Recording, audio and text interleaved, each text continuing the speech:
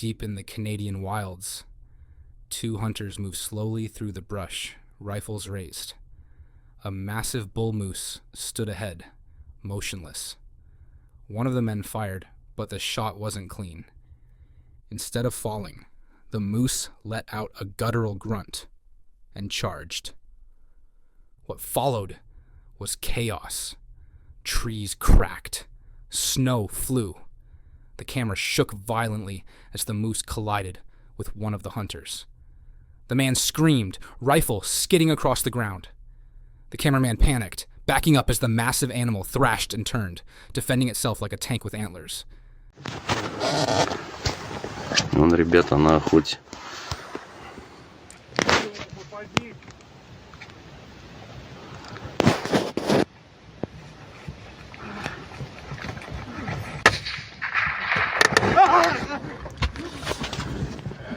Блять, стреляйте, ёбаный в рот!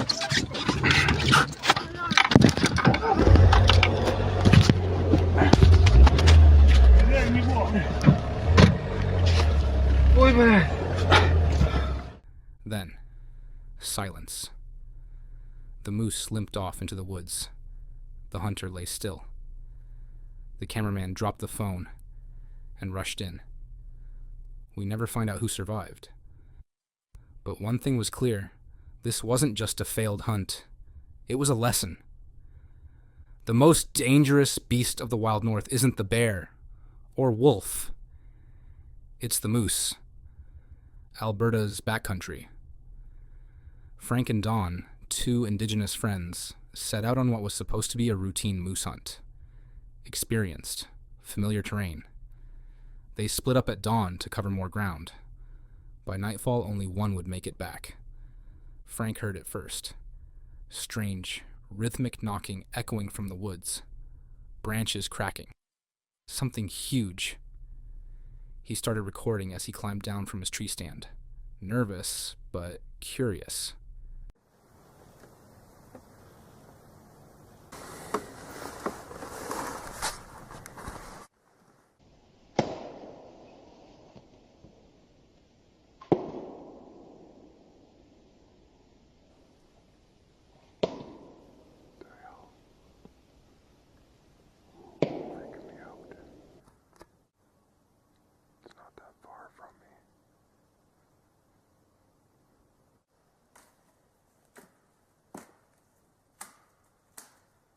Something's hacking away at a tree. I'm getting down.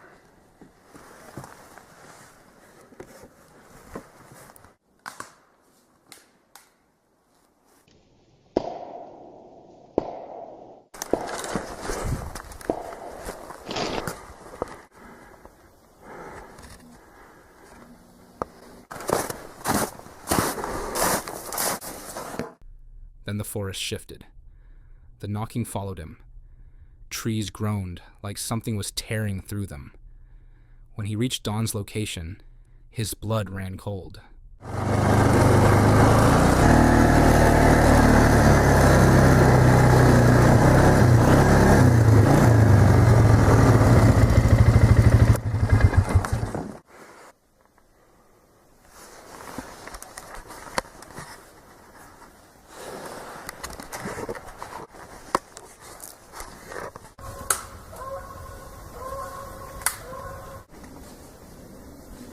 Dawn? Dawn?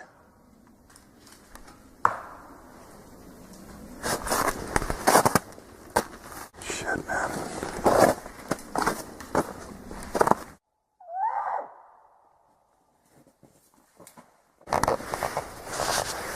Just heard something again.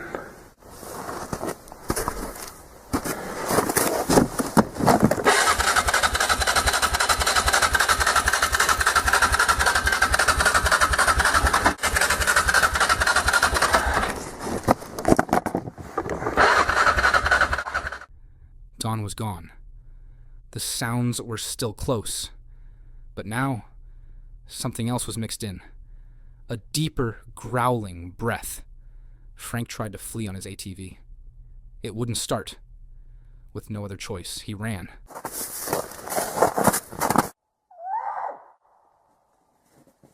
Out of here.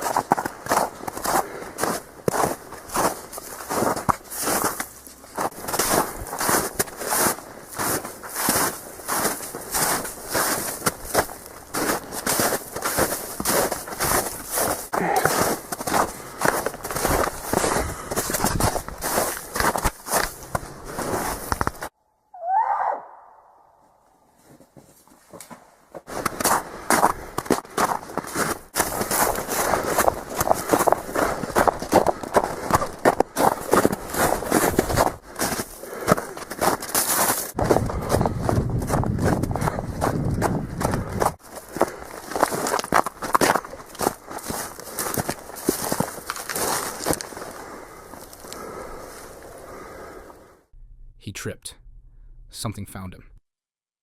The footage captured a moment that still chills viewers, Frank being dragged unconscious through the snow. Hours later, he awoke inside a primitive den. Bones. Shrines. Something was watching.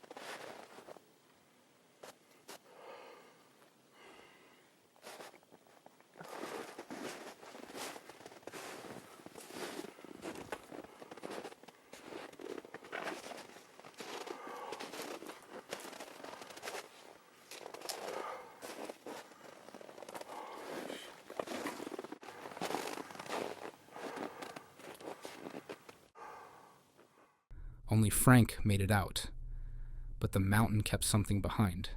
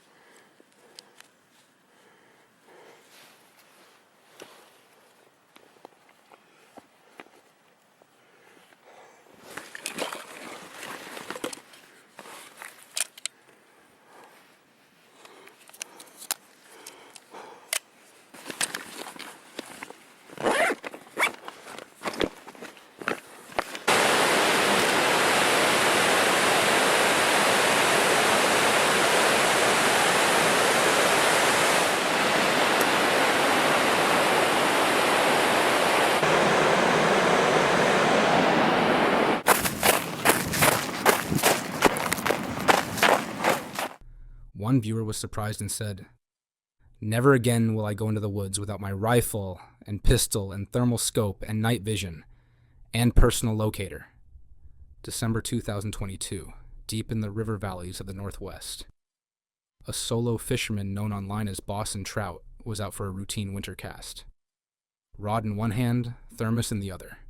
Well, good morning, folks, and welcome to a beautiful day on the river.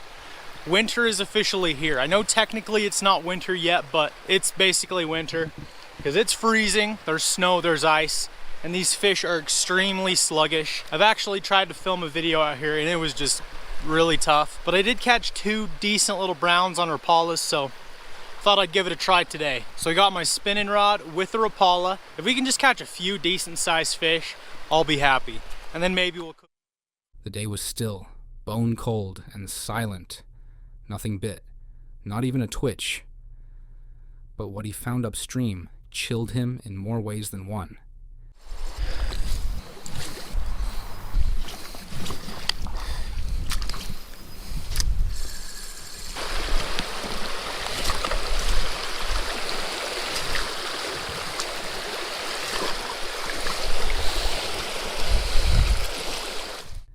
He spotted something dark half submerged along the icy riverbank. A log, maybe, until he saw the tail.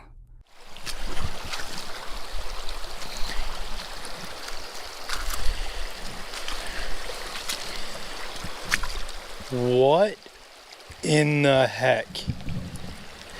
I hope that's not what I think it is. Oh my gosh. Are you guys seeing this?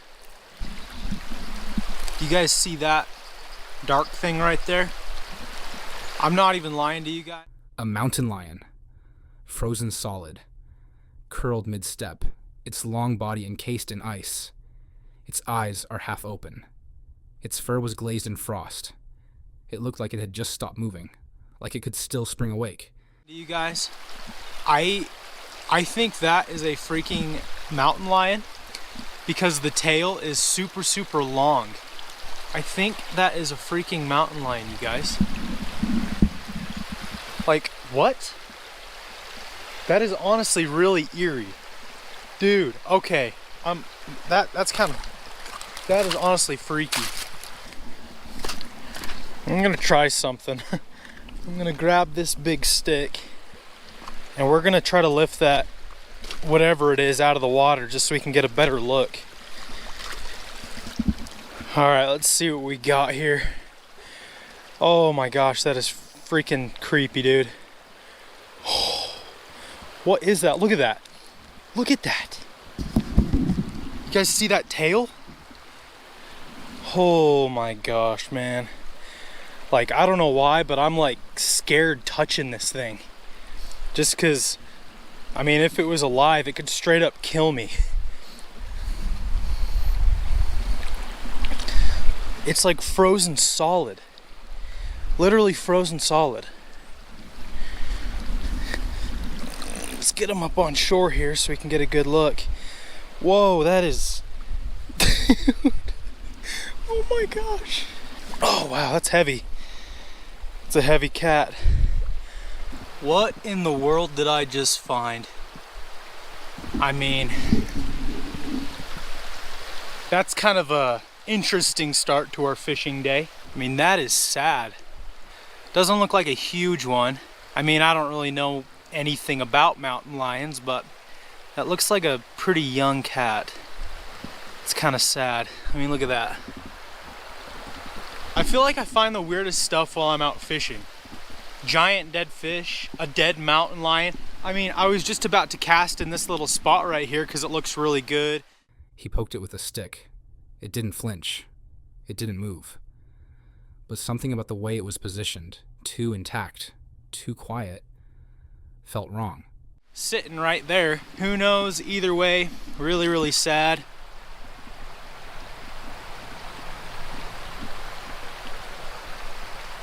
Well, that's crazy, folks. That is the first time. I mean, I've seen dead deer and dead coyotes while I'm fishing, but never have I seen a dead mountain lion. I feel like that's the equivalent to finding a dead grizzly bear. I mean, you just don't see them that often.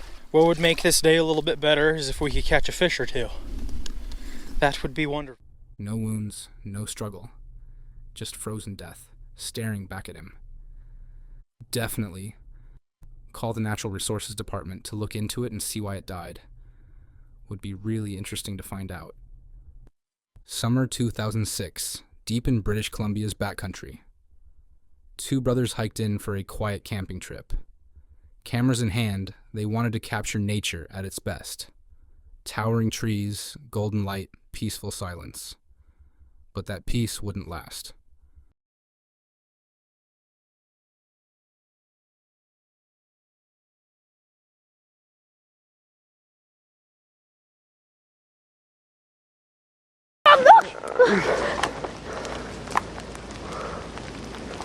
Wait, stay! Stay back!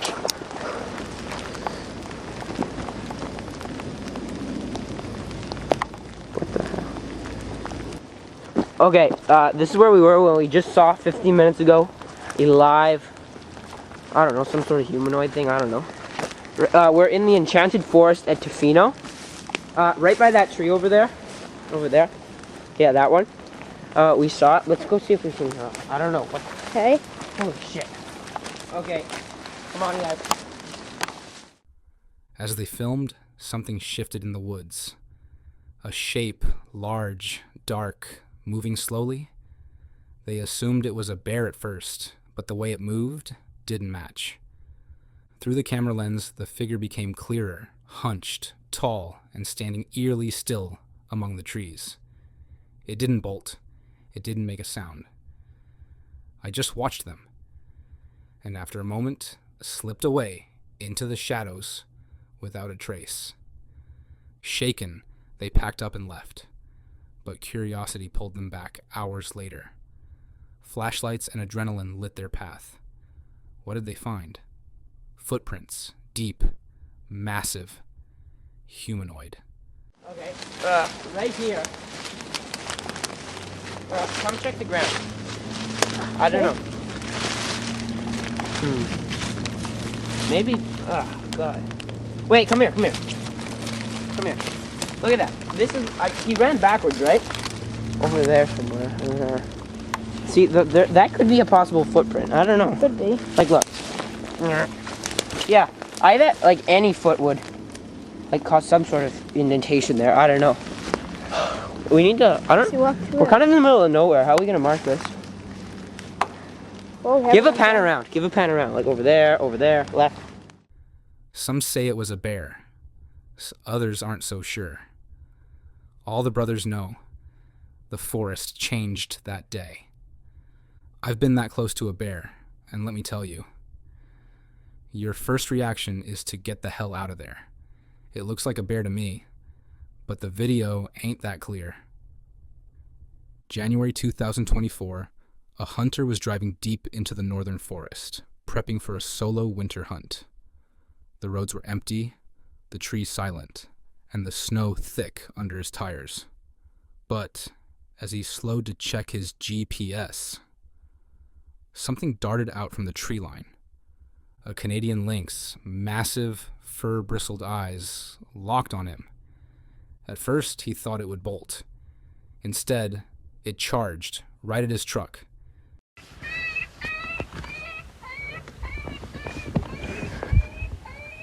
Holy fuck!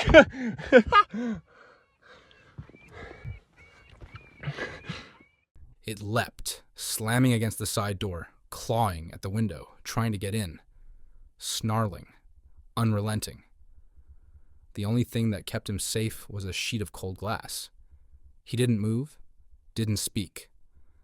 Just sat frozen as the lynx stared through the window, wild-eyed and twitching. Then, just as fast as it came, it vanished back into the trees. Lynx sightings are rare. Aggression like this, almost unheard of. One viewer was shocked. I didn't know Canadian lynx were aggressive like that. May 2014, Hinton, Alberta. YouTuber C. Styles set up camp deep in the forest, expecting a peaceful solo night. But as darkness settled, the sounds began. It started with a single howl. Distant, long, almost cinematic. Then came the response. Several, closer, surrounding. A pack of wolves.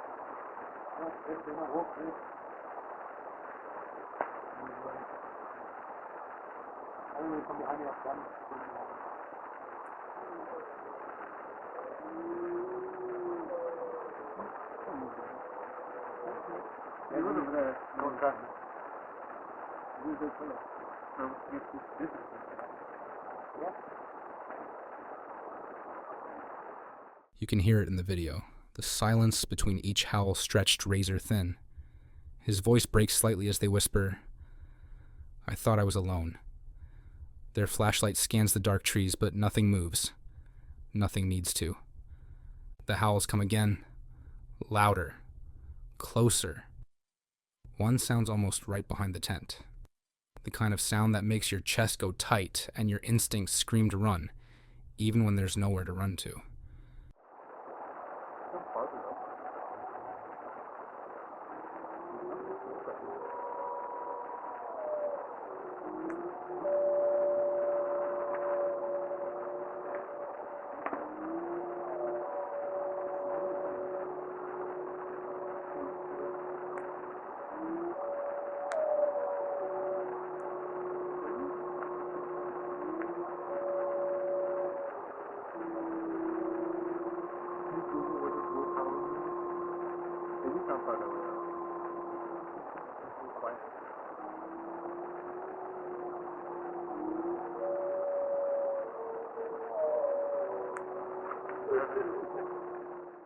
He never left the tent. They stayed still, listening, hoping, breathing. That night, they were the hunted. Hearing this would actually make me piss my pants.